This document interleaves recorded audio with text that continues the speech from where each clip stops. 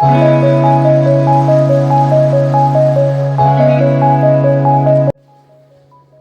Schizophrenia के मरीज को शादी करनी चाहिए? जैसा कि आम तौर पर लोग ये सोचते हैं कि अगर इसकी शादी कर दी जाए तो हो सकता है कि वो बिज़ी हो जाए लाइफ में और ज़िम्मेदारियाँ आएँ तो वो ठीक हो जाएगा। लेकिन ऐसा सोचना बिल्कुल सरासर गलत है। जिस इंसान को अपना ही होश नहीं है तो वो इतनी बड़ी-बड़ी शादी के बाद की ज़िम्मेदारियाँ कैसे सँभालेगा? हाय, मैं डॉक्टर यास्मीन आज इसी टॉपिक पर आपसे बात करूंगी। जैसा कि मैंने अपने पिछले वीडियो में आप लोगों को इस बीमारी के बारे में बहुत ही डिटेल में बताया है कि ये एक ऐसा मर्ज़ है, ख़तरनाक दिमागी मर्ज़ है, जिसमें मरीज़ को तरह तरह की आवाज़ें आती हैं और जो आवाज़ें हम आपको नहीं सुनाई देगी, उससे आवाज़ें आती हैं, बाकायदा वो उसको रिस्पॉन्स करता है, उससे बातें करता है। आपको ऐसा लगेगा कि जैसे किसी से बात कर रहा है, लेकिन हकीकत में ये कि वहाँ कोई कुछ नहीं होता, वो दिमाग से ही बात करता है। अब इसमें ये होता है कि मरीज़ को शक भी आ जाता है, वो हर किसी पर शक करता है। आप उसका अच्छा भी चाहोगे, जब भी वो सोचेगा कि नहीं नहीं ये तो झूठ बोल रहा है या मेरा दुश्मन है, ये मुझे मारना चाहता है, मुझे धोखा देना चाहता है। हर वक्त उसे लगेगा कि मेरी हर चीज़ को कोई ना कोई रिकॉर्ड कर रहा है कि मैं क्या करता हूँ, कैसे रहता हूँ, कैसे कर रहा हूँ। तो इसीलिए इस मर्ज़ को पागलपन का नाम दिया गया है आम ज़बान में, लेकिन साइकियाट्री में इसको स्किज़ोफ्रेनिया का नाम दिया गया है।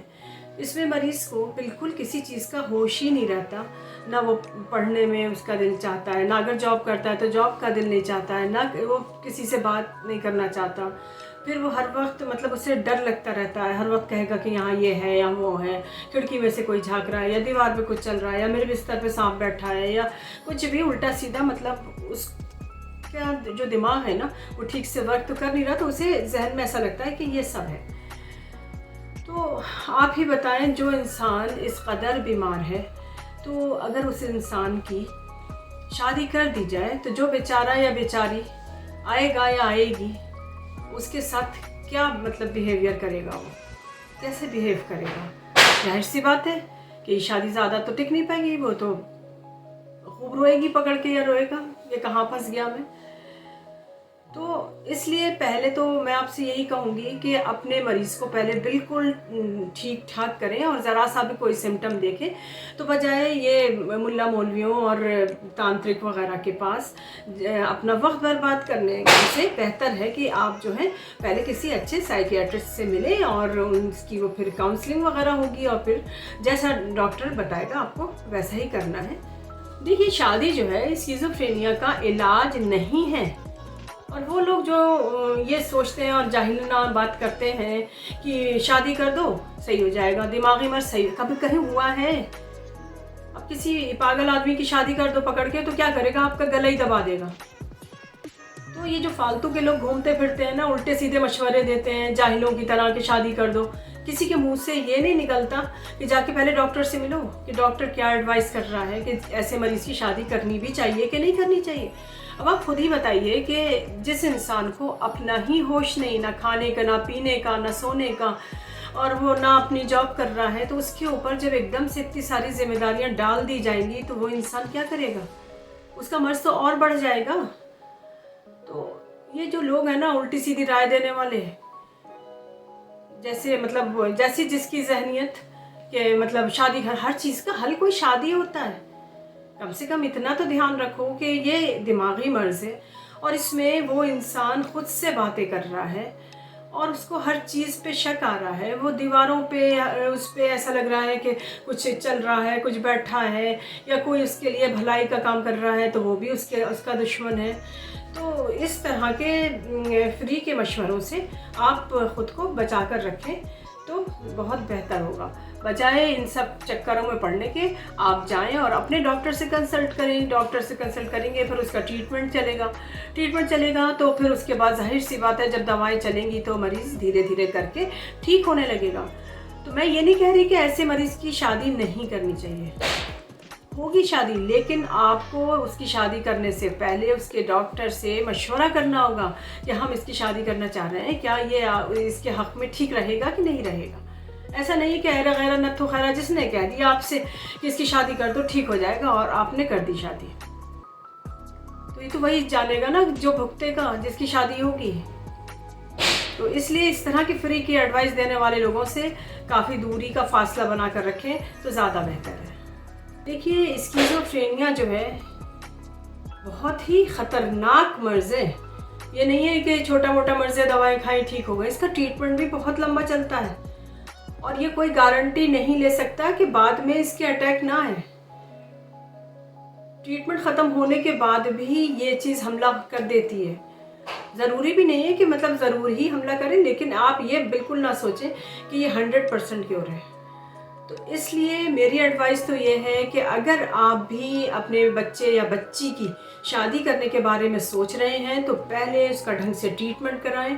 ट्रीटमेंट कराने के बाद आप अपने डॉक्टर से मिलें और उनको ये चीज़ बताएं कि मतलब हम अब इसकी शादी करना चाहते हैं, क्या मतलब हम कर सकते हैं या नहीं कर सकते। तो आपका डॉक्टर जैसा एडवाइस करेगा आपको उसी तरह से काम करना है। ये नहीं है कि किसी ने भी कह दिया और आपने सामने वाले को बिना बताए शादी तय कर दी, और एक तरह से तो ये धोखा हुआ ना कि आपने सामने वाले को बताया ही नहीं कि हमारे लड़का या लड़की को मतलब ये प्रॉब्लम थी और इसे ये अटैक आता है और अब लेकिन अब सही हो गया। आपने तो कुछ भी नहीं बताया, या अभी वो दवाएं खा ही रहा है, आपने छुपा ली दवाएं, छुप छुप के खा रहे हैं। कभी अगर ऐसा हो जाए शादी हो जाए और उसका रैपर या कुछ लड़का या लड़की को मिल जाए तो क्या होगा, सिवाय लड़ाई झगड़े के कुछ नहीं होगा। इधर भी ख़ानदान बर्बाद, उधर भी ख़ानदान बर्बाद। तो इसलिए आप लोगों से मेरी ये रिक्वेस्ट है कि जब तक आपका बेटा या बेटी बिल्कुल ठीक ना हो जाए, जब तक आप शादी के बारे में सोचे ही ना, क्योंकि ये छोटी मोटी जिम्मेदारी नहीं होती है। शादी तो बहुत बड़ी रिस्पॉन्सिबिलिटी है और वो अपने पार्टनर का कैसे ध्यान रखेगा आप ही बताइए, जो आप पर डिपेंड है। आप उसको हर वक्त दवाएं देते हैं, उससे बातें करते हैं, उसके पास बैठते हैं, उसका दिल बहलाते हैं। तो जो अगर कोई लड़की आएगी तो उसको आते ही ये सब रिस्पॉन्सिबिलिटी मिलेगी तो क्या वो खुश होगी? लड़ाई झगड़ा होगा तो चलो 2-4-5 महीने वो बर्दाश्त करेगी, लेकिन ऐसा थोड़ी है कि उसकी ज़िंदगी में बस यही है कि पूरे वक्त ही इसी में ही लगे रहो। देखिए, वो चीज़ अलग होती है कि आप ठीक ठाक आप शादी करके गए और आपके हस्बैंड को या आपकी बीवी को बाद में वो प्रॉब्लम हो गई है, तो उसमें फिर भी 1% में ये चल जाएगा कि बहुत सी लड़कियां या लड़के होते हैं कि अपने रिश्ते को खींच ले जाते हैं। लेकिन ये भी नामुमकिन है, क्योंकि जैसे मैंने पिछले वीडियो में बताया था आपको कि वो अच्छी खासी लड़की, एक बेटी भी पैदा हुई, लेकिन शादी के बाद उसको कुछ सिम्टम आए, फिर वो चीज़ बढ़ गई, तो उन्होंने क्या किया उसके साथ, इतना बुरा किया कि उसकी जान ही ले ली। तो इसलिए हमेशा याद रखिए कि अगर आप शादी भी कर रहे हैं तो सामने वाले को, अगर आपका बेटा या बेटी ठीक भी हो चुका है तो सामने वाले को आपको ज़रूर बताना है कि ये इस मर्ज़ का शिकार था। अगर वो ठीक समझेंगे तो करेंगे, नहीं तो कोई बात नहीं। तो हमेशा याद रखिए कि किसी को धोखा दे करके कोई भी चीज़ कामयाब नहीं होती है।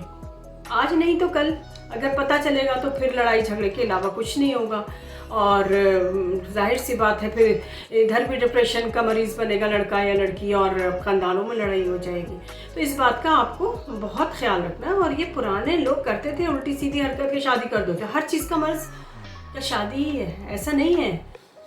आखिर भाई 21वीं सदी में आप लोग चल रहे हैं, अभी भी अगर आप इस तरह की बात करेंगे और उल्टी सीधी एडवाइस को मानेंगे तो भाई ये तो बहुत मुश्किल हो जाएगा सामने वाले के लिए।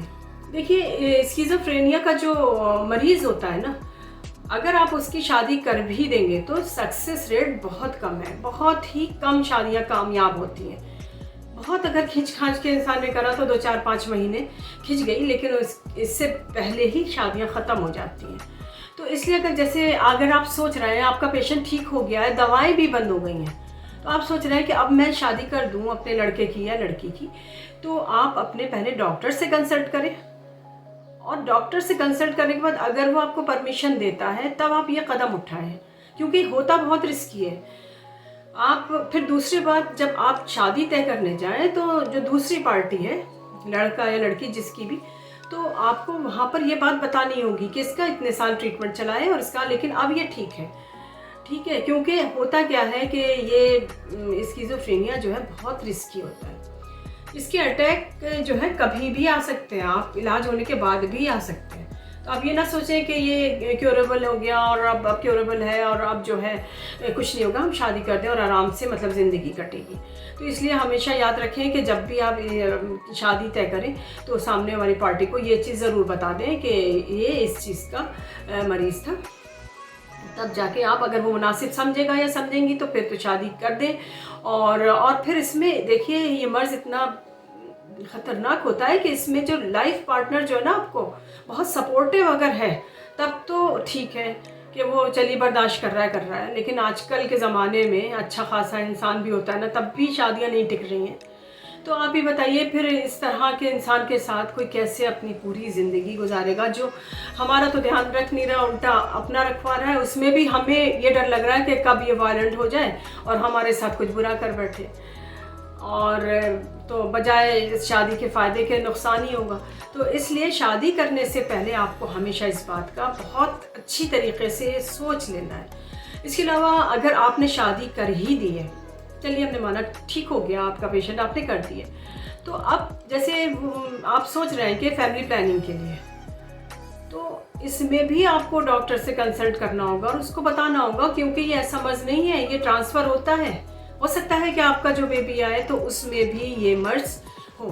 तो इसलिए फैमिली प्लानिंग से पहले आपको अपने गायनेकोलॉजिस्ट और जो है जो साइकियाट्रिस्ट है, इनसे आपको ज़रूर कंसल्ट करना होगा। तो आपको ये बात गांठ बांध लेनी है कि हम अपने बेटा या बेटी की शादी जब तक नहीं करेंगे जब तक कि इसकी दवाएं बंद ना हो जाएं और डॉक्टर हमें परमिशन ना दे दे। जब तक आपको, ये बहुत बड़ा कदम है शादी, और ये जिम्मेदारी है एक तरह की, आप कब तक करेंगे? कब तक आप बैठे तो नहीं रहेंगे उनको देखने भालने के लिए। तो इसलिए जब तक आपको डॉक्टर एडवाइस ना करे, जब तक, इतना बड़ा ये रिस्की है, ये शादी आपको नहीं करनी है। और हमेशा याद रखिए कि कोई भी बीमारी है, अगर आपने उसका बीच में ट्रीटमेंट छोड़ दिया, अब जैसे यही है स्किज़ोफ्रेनिया ही है, वो चल रहा है, लोगों ने कहा कि अब ठीक हो गया है और अब फालतू में दवाएं मत खिलाओ इसे, ऐसा और आपने रोक दिया, तो इससे क्या होगा, इसका अटैक जो है दोबारा भी आ सकता है। और जब दोबारा आता है कोई भी चीज़ ना, तो ये समझ लीजिए कि बहुत ही भयंकर आता है और उसमें मरीज़ जो है वायलेंट भी हो जाए। पता लगा उसने आपका ही गला दबा दिया, आप तो चले थे शादी करने, उसने आपका ही गला दबा दिया। तो इसलिए इस बात को बहुत अच्छी तरीके से कान खोल कर सुन लीजिए कि जब तक वो लड़का या लड़की बिल्कुल ठीक ना हो जाए, आपको ये कदम नहीं उठाना है। जब दवाएं बंद हो जाएं, डॉक्टर एडवाइस दे दे, तब जाके आपको उसकी शादी के बारे में सोचना है और सामने वाली पार्टी को ये बात ज़रूर बता देनी है कि इसके साथ ये प्रॉब्लम है थी, मतलब अब हमारा पेशेंट ठीक है। तो इसलिए शादी करने से पहले आपको बताना ज़रूर है, दोनों पार्टियों को मालूम होना चाहिए कि किसके साथ क्या प्रॉब्लम है, चाहे लड़का हो चाहे लड़की हो। तो इसको आपको बता करके ही आगे कोई कदम उठाना है, क्योंकि अगर ये आपने शादी कर दी बिना बताए और लड़का या लड़की किसी की भी ज़िंदगी अगर जहन्नुम बनी और वो बहुत परेशान हो गया तो क्या होगा, और आपने बताया नहीं है, आपको जेल की हवा तक खानी पड़ सकती है। तो अपने को जेल से बचाने के लिए इस तरह की मतलब चालाकी ना करें कि आप उसे बताएं ही नहीं कि हमारे मरीज़ को ये वो है, ये बीमारी थी। तो इसलिए जब भी आप अपने मरीज़ की शादी करें तो जब वो बिल्कुल ठीक हो जाए जब करें, और उनकी फैमिली जब को पूरा बताएं, उसके बाद ही अपने मरीज़ की शादी करें। देखिए ये स्किज़ोफ्रेनिया है क्या, सिर्फ इल्यूज़न और डिल्यूज़न की कहानी है, जिसमें मरीज़ इतना ज़्यादा निगेटिव हो चुका होता है कि उसे हर चीज़ पर शक होता है, उसे वहम आता है हर चीज़ पर। वो सोचता है कि दरवाजे के पीछे कोई खड़ा है, खिड़की के पीछे कोई खड़ा है, कोई मुझे गौर से देख रहा है, तो कोई मुझे मेरे लिए साजिश कर रहा है, तो कोई मुझे मारने के लिए प्लानिंग कर रहा है। मतलब इस तरह की बातें उसके दिमाग में आती हैं। इसके अलावा हेलुसिनेशन जो है उसमें वो क्या करता है, उसमें उसे हर चीज़ में मतलब लगता है कि दीवार पे कुछ बैठा हुआ है, या टॉयलेट जाएगा या बाथरूम में गया तो उसे लग रहा है कि शावर में से खून निकल रहा है बजाय पानी के, या मतलब आप ये दिमागी कैफियत है, तो उसे हर वक्त कुछ ना कुछ उल्टा सीधा ही नज़र आएगा। आप उसे खाना देंगे तो वो सोचेगा कि इसके अंदर जहर मिला के दे दिया इन्होंने ताकि मैं मर जाऊं, तो दिमाग ठीक से तो काम कर नहीं रहा है। तो ये कहानी जो है ना सिर्फ मतलब जो आपका दिमाग है ना इतना निगेटिव हो जाता है कि उसे बस हर वक्त जो है ये उल्टी सीधी बातें ही ध्यान में आती हैं, जिससे कि वो सामने वाले के लिए जो उसका इंटेंशन होता है वो उसको बुरा समझने लगता है कि पता नहीं ये मुझसे क्यों जलता है, या ये मुझे ऐसे कर देगा वैसे कर देगा। और इस तरह से वो धीरे धीरे करके वो सबसे दूरी बना लेता है। वो कहीं नहीं आता है, नहीं जाता है, सोचता है कि मैं जाऊँगा तो क्या पता लोग मेरे बारे में क्या सोचें। तो इस तरह से वो सबसे धीरे धीरे करके दूरी बना लेता है। चुपचाप अकेले बैठा रहता है, खाना भी नहीं खाता है। खाना इसलिए नहीं खाता है कि मैं खाऊंगा तो कहीं जहर तो नहीं मिला दिया इसमें, मैं खाऊं तो मैं मर जाऊंगा। तो इसलिए खाना भी कम कर देता है, किसी से बात नहीं करता है। अगर कोई उससे बात करना चाहे तो उसे भगा देगा, वो कहेगा कि नहीं तुम जाओ यहाँ से। मतलब उसे ये लगेगा शक कि ये मेरा दुश्मन है जो आके मेरे पास बैठ गया। अब देखिए डिल्यूजन में क्या होता है, इसमें आपके दिमाग में ये ख्याल आता है कि जैसे कोई लड़की है, वो ये सोच रही है कि वो लड़का मुझे देख रहा है, शायद मुझे चाहता है, शायद शादी करेगा मुझसे, शादी करना चाहता है, शर्मा रहा है, बता नहीं रहा है। और उधर उस बेचारे लड़के को कुछ भी नहीं पता कि कोई मेरे बारे में क्या सोच रहा है। और इधर लड़की जो है बहुत वो खिचड़ी पक रही है और उसे ये लग रहा है कि उसके दिमाग में खिचड़ी पकने लगती है कि ज़रूर वो लड़का मुझे चाहता है, जब ही तो देख रहा है। इसको क्या कहा जाता है? इसको कहा जाता है डिल्यूजन। कि सामने वाले को तो खबर ही नहीं है और आप पूरी मतलब शादी का प्लान बना करके बैठ गए। देखिए बात बिल्कुल साफ है कि स्किज़ोफ्रेनिया के पेशेंट की शादी का जो सक्सेस रेट है ना बहुत ही ख़राब है। आप यकीन जानिए कि अगर 100 में से 10% शादियां जो हैं अगर टिकती भी हैं तो वो भी 4 से 5 साल, इससे ज़्यादा आगे नहीं बढ़ती। और बाकी जो है वो चंद ही महीनों में ही खलास हो जाती है।